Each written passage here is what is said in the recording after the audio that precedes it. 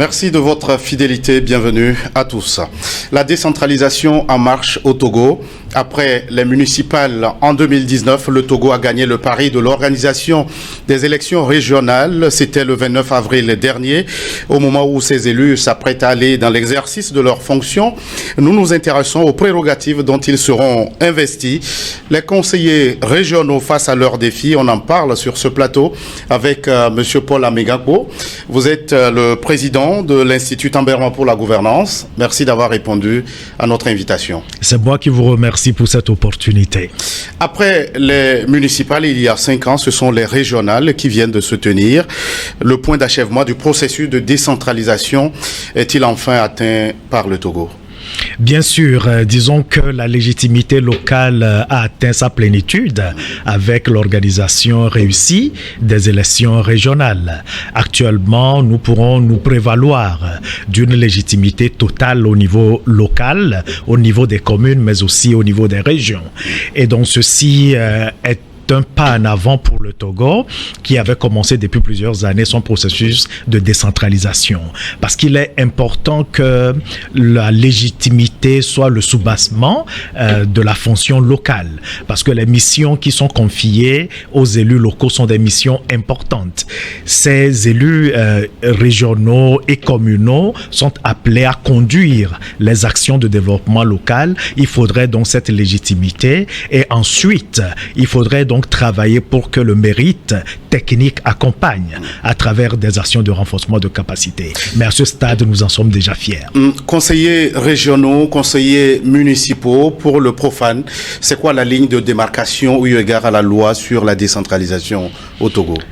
La loi sur la décentralisation a très bien défini les lignes de démarcation entre les deux niveaux. Les communes, nous les connaissons, elles sont au nombre de 117 et les régions sont 5. Les régions ont un ressort territorial qui permet de regrouper plusieurs communes au sein d'une région. Et donc la loi a permis d'avoir des attributions spécifiques pour les communes, pour des secteurs qui sont très bien définis. Et parfois au sein même d'un secteur, il y a des niveaux de décentralisation confiés aux communes et aux régions. Je donne l'exemple de l'éducation, où vous avez l'école maternelle et primaire qui est gérée par les communes et les collèges et lycées sont confiés dans leur gestion aux conseils régionaux. Et donc ceci permet une complémentarité, mais aussi un rapport de subsidiarité qui permet alors de travailler en synchronisation et en synergie entre les communes et les régions pour le développement local. Alors, de ces conseillers régionaux vont être désignés des sénateurs. Qu'est-ce qui va changer dans l'appareil de l'État sous la Ve République ? Disons que le Togo a maintenant une architecture institutionnelle assez complexe que nous allons apprendre à connaître et à maîtriser. Et donc, comme vous l'avez dit, il y aura l'étape de la mise en place effective du Sénat, le Sénat qui a été prévu depuis 2002, donc plus de 20 ans maintenant que le Sénat a été prévu. Et donc, les conseils régionaux et les conseils municipaux formeront le collège électoral pour élire au suffrage indirect les sénateurs pour les 2/3 de leur effectif. Et donc le tiers sera élu par le président de la République. À l'heure où nous sommes, il serait important de souligner qu'il faudrait une loi organique qui définirait le nombre de sénateurs qui composeront le Sénat et les attributions effectives des sénateurs. Et donc, après cette étape, certainement que l'élection des sénateurs interviendrait très rapidement. Alors, dans la pratique, comment va fonctionner un conseil régional, en sachant que plusieurs conseillers ont été élus dans plusieurs circonscriptions de ce ressort territorial? Oui, effectivement, comme ce sont des conseils, il est prévu qu'ils aient des sessions de délibération périodiques, généralement 4 sessions, un peu comme ça se passe aussi au niveau niveau des conseils municipaux. Et donc, ils vont élire un exécutif, donc un président de conseil régional avec des adjoints et des assesseurs ou secrétaires qui constitueront l'exécutif régional. Et donc, c'est l'exécutif régional qui assurera la gestion au quotidien des affaires régionales. Et donc, les conseillers régionaux, eux, vont se réunir périodiquement. Et donc, c'est une fonction qui est clairement définie par la loi sur la décentralisation et qui permet aux conseillers de donner les orientations sur l'ensemble des politiques et actions publiques au niveau régional prévues par la loi. Il faut préciser que notre loi a défini des domaines propres aux régions, des domaines partagés avec l'État et également des compétences transférées par l'État aux régions. Et donc, pour les domaines propres, globalement, ce sont des actions de planification. Et donc, les régions sont appelées à harmoniser la planification du développement avec les communes pour qu'il y ait un équilibre territorial et un équilibre régional dans l'aménagement du territoire. Pour les compétences partagées avec l'État, là, ce sont des actions concrètes. Et donc, il faut une bonne collaboration entre les conseils régionaux et le gouvernement pour faire en sorte que les actions et politiques publiques soient bien exécutées au niveau des régions. Et enfin, pour les compétences transférées, c'est à la discrétion de l'État. L'État trouvera les actions et politiques publiques qui seront mieux exécutées par les conseils régionaux plutôt que le gouvernement et va transférer ses compétences avec les ressources afférentes aux conseils régionaux. Donc, c'est beaucoup de tâches qui attendent les conseils régionaux. Je voudrais souligner quelque chose de très, très capital. Lorsqu'on parle de décentralisation, il faut comprendre que les missions sont assez importantes. Le but de la décentralisation, c'est à la fois permettre une démocratie locale. Et donc, les conseillers régionaux qui sont élus doivent être la vitrine de la démocratie. Ils doivent apprendre à écouter les populations, à intégrer les priorités des populations, à donner la voix aux populations et à rendre compte aux populations. C'est à ce niveau que les populations vont sentir une gouvernance de proximité. L'autre mission de la décentralisation, c'est justement promouvoir le développement. Il est important que toutes les questions de développement, que ce soit les infrastructures, l'accès donc à l'emploi, les activités économiques, tout ce qui a trait au développement relève désormais de la responsabilité des conseillers régionaux pour le ressort des régions et des conseillers municipaux. Et donc, il est important que ces conseillers, au-delà du mérite politique qu'ils ont aujourd'hui, du fait de leur élection, s'ouvrent au renforcement de capacités pour acquérir les compétences techniques devant leur permettre d'exécuter à bon escient ces missions. Et la dernière mission, c'est justement la cohésion sociale. La décentralisation doit permettre la cohésion sociale, faire en sorte que la multiculturalité, le vivre ensemble, la cohésion pacifique à travers des activités et également les pratiques socio-professionnelles de chaque communauté qui ait une réelle adhésion. Et donc, c'est une tâche également importante.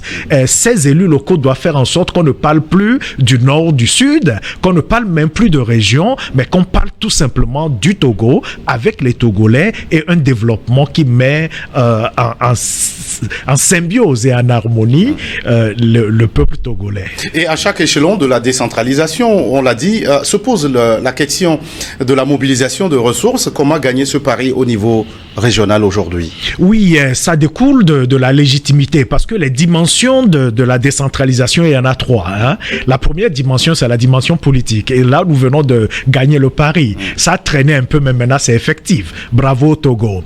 Maintenant, l'autre dimension, c'est la dimension fiscale. Il est important que les élus déploient des mécanismes et des stratégies leur permettant de mobiliser des ressources internes propres. À travers la fiscalité, les bases sont déjà définies par la loi sur la décentralisation, mais aussi par la loi des finances. Il faudrait qu'ils soient capables de comprendre ces enjeux. Il faudrait également qu'ils développent une diplomatie locale à travers travers les jumelages, à travers l'interrégionalité. Pour mobiliser des ressources exogènes. Exactement. Et travailler dans une approche de complémentarité avec les autres territoires pour justement mobiliser les ressources. Il est également important, au-delà des ressources financières, parce que nous savons que notre pays n'est pas un pays développé. Et donc, il n'y a pas une assise importante pour la fiscalité. Les populations ne peuvent pas contribuer à une grande importance aux ressources financières. Il faudrait donc convaincre les populations à apporter leur contribution sous forme nature. Les populations peuvent contribuer à réaliser des infrastructures, peuvent contribuer à assainir, peuvent contribuer à protéger l'environnement. Et donc, c'est un nouveau paradigme également qu'ils doivent apprendre. Parce qu'aujourd'hui, tout le monde se dit, mais nous n'avons pas d'argent, donc on ne peut pas travailler. Les populations disent, mais on a besoin que des actions publiques soient menées, mais on ne voit aucune action. Il est important que les élus et les populations se mettent ensemble pour à la fois mobiliser la fiscalité locale à travers un civisme fiscal accru, mais aussi en apportant leur force brute à la réalisation des actions de développement local. Maintenant, la cohabitation entre autorités déconcentrées et autorités décentralisées, deux dépositaires de pouvoir qui doivent exercer dans le strict respect de leurs prérogatives.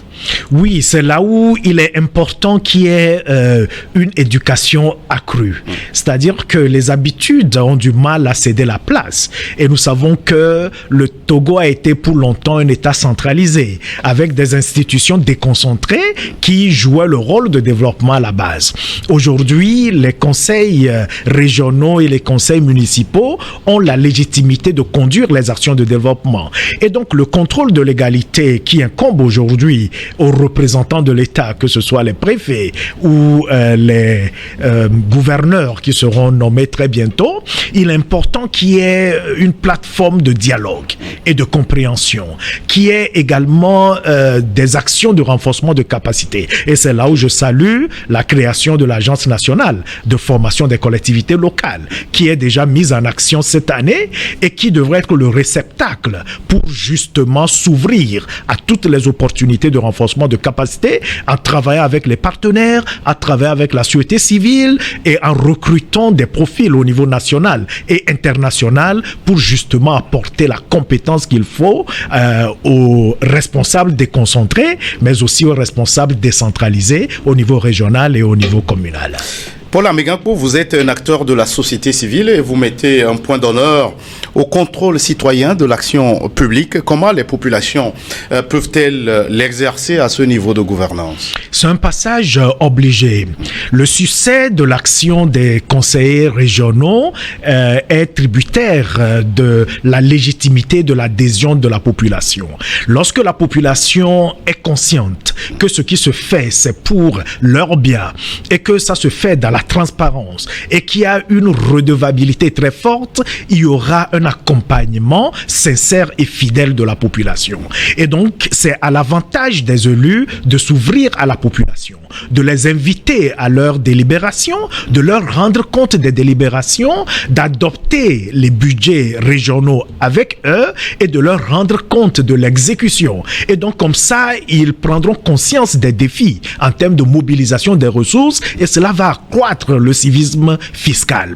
Et au terme de leur mandat de 6 ans, il leur sera aisé de demander encore le renouvellement de leur mandat parce que le peuple a toujours la dernière voix. Et donc, c'est important pour ces élus de comprendre que le contrôle citoyen de l'action publique n'est pas contre eux. Il est vrai, le mot contrôle est très fort, mais c'est juste une manière pour les citoyens de savoir ce qui se passe, de comprendre que tout se fait en toute transparence et qu'on ne leur cache rien. Et que tous les investissements qui sont faits avec leurs ressources pour leur bien. Et donc, une fois que cela est acquis, je pense que leur gouvernance sera fluide et ils auront l'assurance qu'ils ont la caution de la population durant leur mandat et ils auront également l'assurance que leur mandat sera renouvelé au terme de leur exercice. Alors, quand vous parlez de la nécessité pour ces conseillers régionaux de rendre public leur action, ça veut dire qu'il faut un travail de communication au niveau des populations? Absolument. Il faut une action de renforcement de capacité. Nous pensons que à ce niveau, le ministère de l'administration du territoire et de développement des territoires a une lourde responsabilité à faciliter et à organiser la société civile de sorte que la société civile au niveau local et au niveau national accompagne ces efforts d'éducation. Il faut que les populations soient informées sur les règles qui régissent les activités des régions et aussi des communes et aussi soient informées de leurs droits et de leurs devoirs. Parce que ces droits et devoirs sont prévus par les tests, par la loi sur la décentralisation, mais encore faut-il que la population soit clairement informée sur ce qu'elles doivent faire, quelle est leur responsabilité et comment est-ce qu'elles doivent contribuer au développement local. Et donc à partir du moment où il y a un cadre approprié d'information et d'éducation donc à la citoyenneté et à la participation civique, nous pensons que le Togo va avancer à pas accélérés dans sa marche vers une décentralisation complète. La redevabilité comme boussole de gouvernance au niveau local? Absolument, c'est la redevabilité. Il faudrait que les gens comprennent qu'il y a aujourd'hui plusieurs outils de redevabilité. Le premier outil, c'est celui qui passe par l'invitation des populations à participer aux activités des conseils régionaux et des conseils municipaux. Il faut leur permettre de participer, d'y être représentés. L'autre outil, c'est le Community Scorecard. Il faut faire en sorte que dans la planification locale, que les populations soient associées à la définition des priorités, à la définition de la vision et de la mission locale, de sorte que les plans d'action soient des plans d'action appropriés.